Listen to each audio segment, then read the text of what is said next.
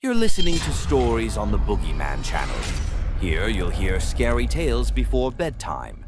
If you enjoy them, please give me a like and leave a comment. Thank you for listening. License and registration. The driver flinched, blinked a few times, and scrambled for the glove box. He panicked, missed the latch.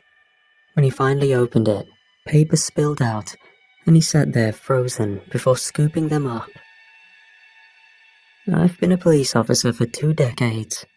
Night shifts out in the country usually meant nothing more than drunk drivers, runaways from one of the nearby shelters, or coyote calls from ranches with loose fencing.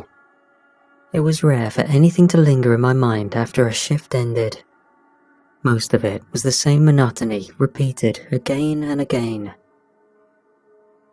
But that night was different. That one etched itself in slow, vivid pieces I still haven't managed to fully pull apart. The moon had been high and full, casting a silver wash over everything. I was parked off Country Road 8, half asleep, when a car zoomed past me, going at least 2 times the speed limit. I sighed and figured it was just another guy out too late, probably drinking. I flipped my lights on and found them pulled over near the bend without much resistance. I walked up to the driver's side. The car was an old Toyota, probably early 2000s, primer patches on the fender, muffler rattling. Both men inside looked wrecked. The driver was gripping the wheel hard enough that I could see the tension pushing veins through the skin. His hair was flattened with sweat. The guy in the passenger seat stared forward, not blinking, hands in his lap. That's where it all began. The driver handed me his license with both hands finally. His voice cracked when he spoke. "Can you give us a fine? Anything, please. We just need to go." I ignored the nagging and instead asked what I always ask. "Have you two been drinking?" They both answered, but not together. They looked at each other first, silently, like they were trying to argue how much to admit. Then the driver said no. Passenger echoed it, his voice low and scratchy. I looked them both over again. "All right, I'm gonna run your information. Turn the vehicle off for me." The driver hesitated, but ultimately killed the ignition. I returned to my cruiser and ran the plate and driver's name. Nothing suspicious. Nothing at all, actually. The owner of the vehicle matched the driver. Everything came back clean. When I returned to their window, they had gotten significantly worse. The driver's head was twitching toward his shoulder every few seconds, like a muscle spasm. The passenger was in a similar condition. When the driver spoke again, his voice had a strain that sounded close to breaking. "You don't understand. We have to go. We're out of time, sir. Can we just go now?" That's when I started getting angry. Everyone always had somewhere to go. It gets old. I told him to keep his hands on the wheel and to relax. This doesn't have to be a big thing. You listen, I listen. You're making this worse by acting jumpy. I'm going to need you to perform a field sobriety test for me. The driver's eyes darted to the mirror and then to the trees ahead. His leg was bouncing now, heel thumping against the floorboard. "We don't have time. Please." I took a deep breath, stepped back, and started to circle toward the back of the vehicle to get them out. That was when the engine roared to life again. Tires screamed against the dirt shoulder as they shot forward, fishtailing back onto the road and vanishing around the bend. I stood there for a second, blinking. My first thought was, what the hell are you running from? I sprinted to the cruiser, threw the door open, and called it in. "This is Unit 18. We got a 1080, fleeing vehicle, silver Toyota, heading eastbound on Country Road 8. 2 occupants, I'm in pursuit. The tires spat gravel as I pulled out onto the road behind them. The moon followed us both, glaring and wide. The car struggled to hold a line. It swerved out of its lane every time the tires gripped, overcorrected and skidded. The taillights bounced in and out of view ahead of me. Ahead of us was a wooden sign. Camp Winding Pines, Youth Retreat. The trees thinned ahead, and the gravel turned to soft earth. My headlights caught the rear of the car as it fishtailed sideways, back tires chewing up dust and pine needles. The engine revved again, but lost traction entirely. I saw the nose of the Toyota swing off the road, and the whole car vanished through the tree line. A split second later, there was the sound of branches snapping and a hollow metallic thud. I hit the brakes and threw the cruiser into park. My boot hit the dirt before I'd finished radioing the update. Vehicles crashed, east perimeter of Winding Pines, approaching scene now. My blood was hot. My thoughts weren't entirely rational, because all I could focus on was the fact that they'd gone from a routine stop to endangering everyone at that camp and themselves too. I pulled the flashlight and unsnapped my pistol holster, just in case. People typically get dangerous when cornered, and this is about as cornered as you can be. They had to have a reason for speeding away like that. The car had come to a stop against a thick pine, the front end crushed in but not folded. Steam hissed from the hood. A branch had punctured through the back window and scattered glass across the back seat. "Put your hands where I can see them," I shouted. No movement. I approached the driver's side, light cutting through the cabin. The driver's airbag had gone off. He was slumped against it, head back, mouth open. A thin line of blood ran from his eyebrow to his cheek. He was breathing. I swung the beam to the passenger side. The guy in the passenger seat hadn't survived. His arms were bent under him, and his legs were angled against the passenger side seat in a way I didn't think was even possible. The neck hung off his collarbone, head tipped unnaturally, with the jaw slack and lopsided. It was a grotesque scene. That's when the driver gasped awake. He fought with the seatbelt for a second, then shoved the door open, landing on all fours in the dirt. I stepped up fast and pointed the flashlight at him. "What the hell do you think you were doing? You ran from a stop and killed your friend. Over what?" He didn't answer. He didn't even look at me. He rolled onto his back, eyes skyward, then suddenly turned over again and started scrambling to his feet. I grabbed for his wrist, but he tore away, stumbling once before crashing into the tree line. "God damn it," I snarled and ran after him. Low branches clawed at my shirt, pine needles filled my boots. The sound of him moving ahead wasn't fast or steady. He was desperate and clumsy. I caught up to him near a slope where the tree cover thickened. He was crouched with one hand pressed to the dirt and the other to his chest, trying to breathe.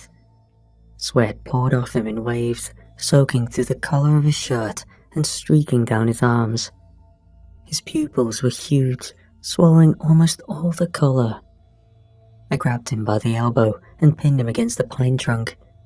"Hey, are you on something? You high?" I held my grip and looked him over again. His pulse was racing under my thumb. "You need Narcan? Tell me now." He didn't answer right away, and people that need Narcan usually never do. His mouth opened and closed a few times before anything came out. What did make it out didn't make sense. "Listen, if you hide now, maybe I won't know you are nearby." I'd seen overdoses before, plenty of them. Some twitch and mutter, others go still and drop. This looked like the textbook interpretation of a situation where Narcan was to be administered ASAP. I told him to stay with me and started guiding him back the way we came. He walked with me, barely. It almost seemed like he was trying to fight my grip, but he was too weak.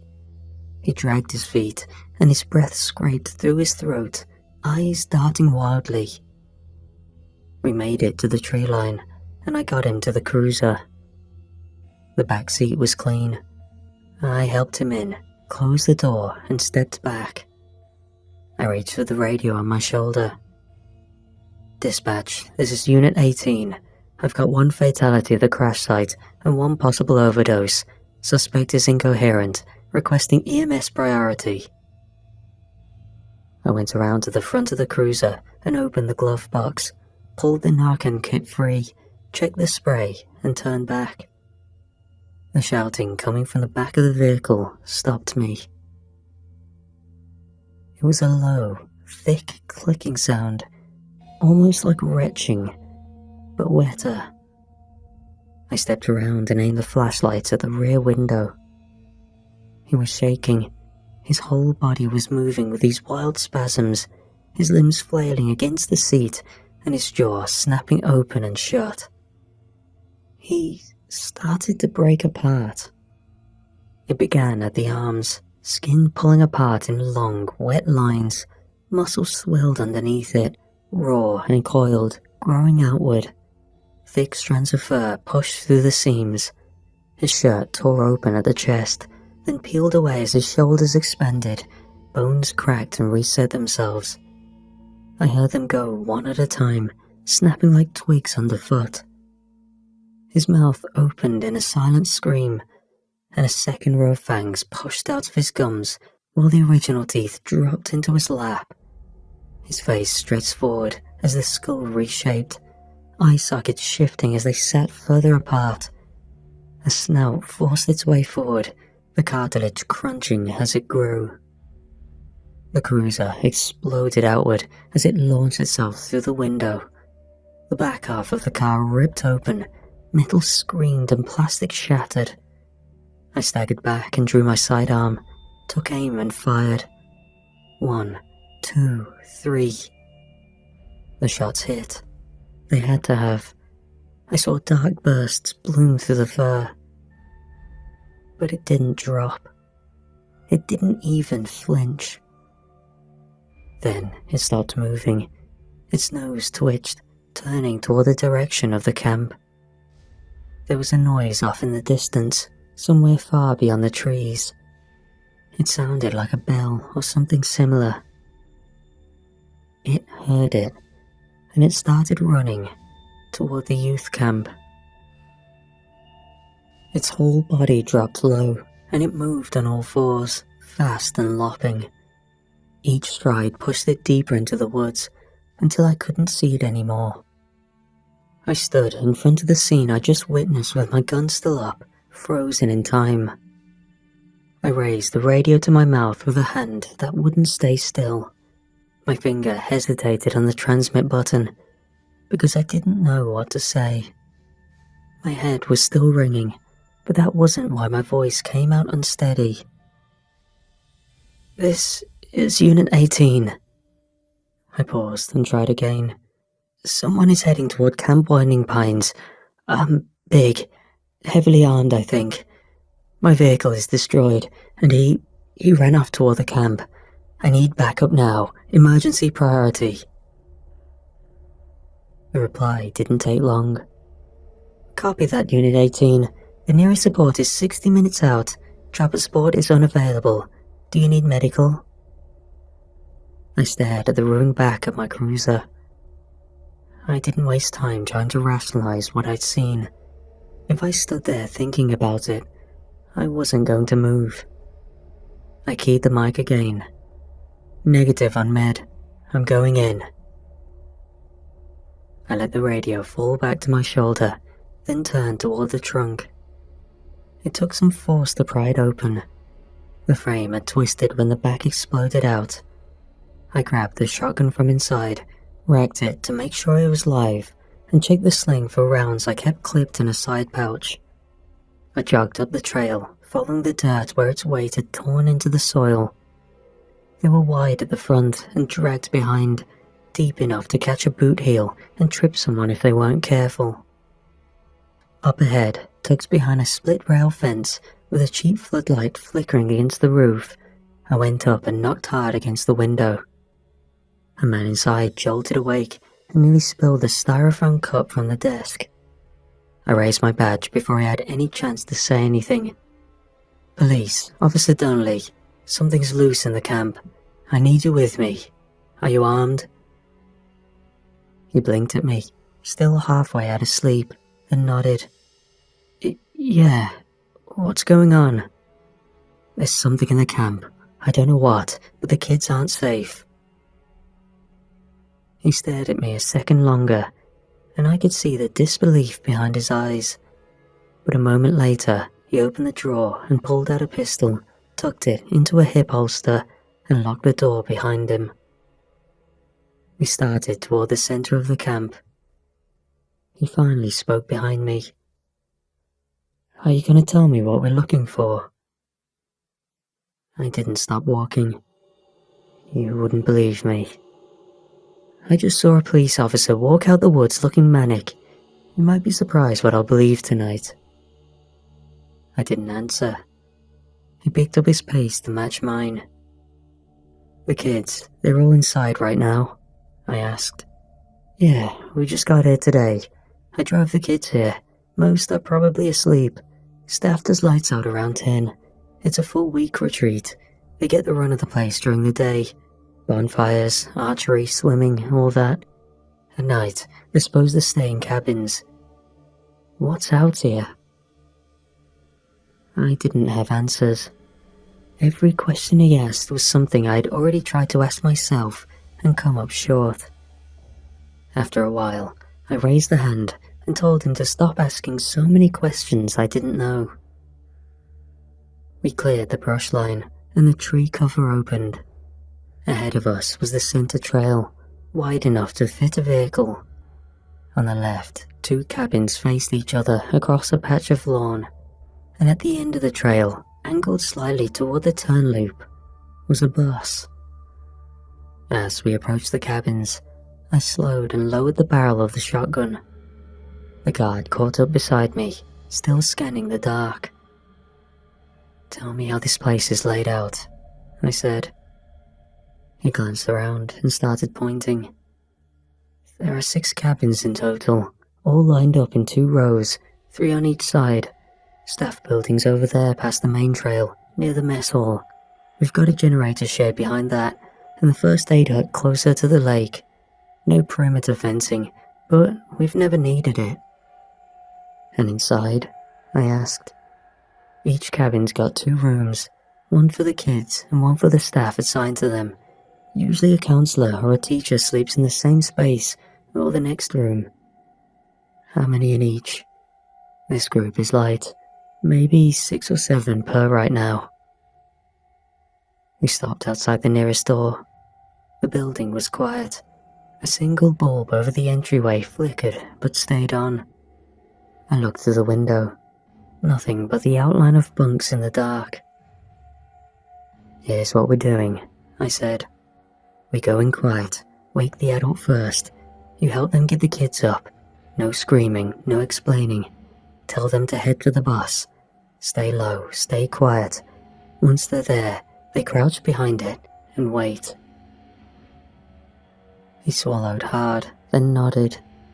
I pushed the door open. It let out a creak, but not enough to wake anyone. The air inside was stale, heavy with the warmth of sleeping bodies. I moved toward the back, where I could make out a single adult figure in the bed along the far wall. I leaned in close and shook their shoulder once. They stirred and squinted at me. "Please, stay quiet," I whispered, flashing my badge. "Wake the kids, get them dressed enough to move. Tell them it's a drill if you need to.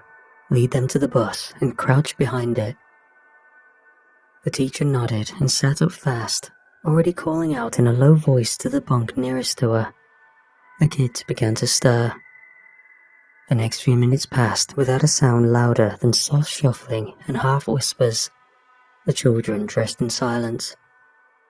The teacher guided them out one by one, leading the group with a hand pressed to the wall. I stood at the threshold and watched until the last pair ducked into the dark, headed toward the bus. The guard moved beside me, his hand on his weapon, breathing unevenly. "One down," I said. We didn't linger. We moved onto the second location. We eased in, flashlight low, barely tracing the floor. Bunk beds lined both walls. The kids in them were out cold, limbs tangled in thin sheets. Some had toys on their pillows, shoes beside the frame, and old paperback books slipped beneath mattresses. I stepped between two of the beds, careful not to let my boots squeak on the waxed floor. No movement, no sounds except snoring and the soft click of the cabin window panes shifting against the breeze. This cabin was bigger. We woke the teacher up, gave them the same commands, and got underway to the next room. In the third room, it was the same drill. On the fourth one, however, the door's base had visible claw marks on it. I motioned to the guard, and we took our positions on either side. I opened it slowly. I could feel it before we even stepped inside. A drop in the air pressure. My flashlight scanned the bunks. Kids were asleep, and I kept scanning the room, looking for anything. The security behind me let out an audible gulp and touched my shoulder. I turned to look at him, but he didn't speak. He pointed up. Above us, pressed against the beams between the rafters. He was watching. Its claws were buried in the wood, 6 of them spread outward to anchor its weight. The arms were stretched long and sinewy, joints bowed out in unnatural angles. Its stomach rose and fell with short breaths. Mucus hung from its mouth in strands. Its chest was still wet from the transformation. Patches of fur matted to bare, swollen muscle. It stared at the smallest bed in the room. The girl in it had her face turned up, breathing through her mouth, one arm hanging over the edge of the mattress. I raised the shotgun and fired. The blast lit the room in one flash. The slug tore through its shoulder, ripping a chunk of its back out. It roared. No, it screamed. Something deeper than anything I'd ever heard to this day. Kids woke up instantly, and chaos erupted. I pumped the shotgun and fired again. This time the thing moved. It came down fast. Not a fall, but a lunge that ripped it free of the ceiling and sent pieces of beam flying with it. I tried to shoot once more as it hit the floor, but before I could even so much as take another step, it slammed its arm into my weapon and shattered it clean in half. The guard shouted behind me. The monster rammed into him and knocked him against the back wall. Then it disappeared through the open door in a blur of limbs. I stood there, holding the ruined half of my shotgun, my arms shaking, lungs heaving. "Get the kids to the bus," I shouted, turning toward the guard. "Now, move!" He stumbled up, paled and wide-eyed, but he nodded. We yanked open the rest of the doors and started dragging everyone awake. Anyone who asked what was going on got told to move on. Some listened, some hesitated. I shoved them forward. Screaming started in the distance. Not children. Adults. Someone farther in the camp, in a separate spot. I turned toward it, but didn't move. I couldn't go. If I left now, even to try and stop it, the kids would be put in danger. "Keep them moving," I told the guard. "Get them to the damn bus. I'll follow. Go." I stayed behind them, waiting for it to show again. The only thing I had now was my 9mm. Nothing worth using, but I had to try. The bus came to life, cutting through the noise of crying children and panicked adults. The last few teachers climbed on, pushing kids down the aisle. I looked out toward the woods once more. The trees were quiet, and somehow, that was worse. I boarded last, and the door slammed shut behind me. The guard sat in the driver's seat, white-knuckled on the wheel, eyes flicking between the road and the mirrors. I walked the aisle, gun drawn, scanning every window. The bus groaned as it moved forward. I felt each shift in the tires, every bump of dirt and gravel. We got back on the road and kept moving at a steady pace. I was near the back of the bus, facing the left side. And suddenly, through the trees, there was movement. It was running, keeping up with the bus. Its gait was off. One arm hung limp at his side, still dragging, the arm I'd hit with a shotgun. The other clawed forward with each leap, digging through brush, flinging it behind. Its face was set forward, mouth open, eyes locked onto the vehicle. I shouted toward the front. "Faster, go, don't slow down." The trees gave way to the slope that led down toward the bridge. I could feel the edge of it coming. It jumped. The impact shook the entire frame. The roof bowed inward, and metal popped near the rear. Kids screamed in every direction. The bus tilted for a moment before rocking back into balance. "Something's on the roof. Is something on the roof?" the guard shouted. He slammed the brakes for a second, but the whole chassis veered, wheels catching the edge of the bridge. "We can't swerve," I barked. "Keep it straight, or we're never going over." The bus started to shake again. The weight shifted from front to back as the creature moved. You could hear the metal strain with every step it took across the roof. In a split second, a massive claw tore through the ceiling above the driver's seat, ripping down clean through the thin steel. The guard didn't even have time to scream. The strike came fast, and his head separated from his shoulders in a clean, diagonal motion. His body twitched once, then slumped sideways, arm locked against the wheel. The bus tilted hard to the right. Then it flipped.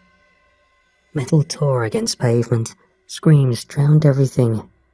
The lights inside cut out, and my body slammed into the back seat in front of me. I remember the sound of windows shattering, the screech of steel folding, and the wet thump of bodies hitting the walls. We slid to a stop. Smoke seeped in from somewhere behind me.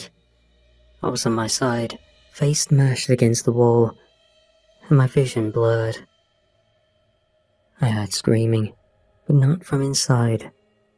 Through the cracked windshield and side panels, I could see it. Its arms had wrapped through part of the roof's metal lattice, caught in the bend.